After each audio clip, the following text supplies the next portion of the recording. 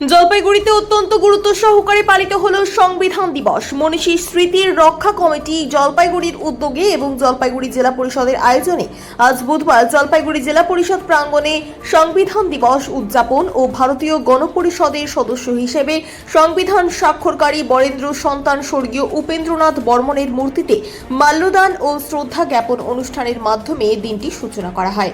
এরপর আজকের দিনের গুরুত্ব নিয়েও আলোচনা করেন তপন চক্রবর্তী।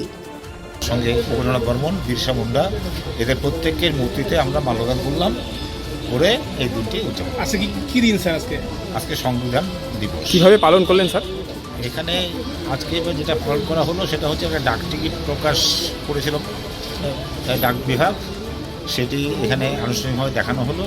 সংবিধানটা এখানে প্রদর্শিত হয়, প্রতি বছরই করি আমরা, এবারও নিয়ে আসা হয়েছে। এবং তার সঙ্গে সঙ্গে এখানে যে মূর্তিগুলি আছে উপেন্দ্রনাথ বর্মন, তার মূর্তিতে মাল্যদান করা হলো। তিনি প্রথম স্বাক্ষরকারী হিসেবে তাকে আজকে আমরা শ্রদ্ধা জানাই।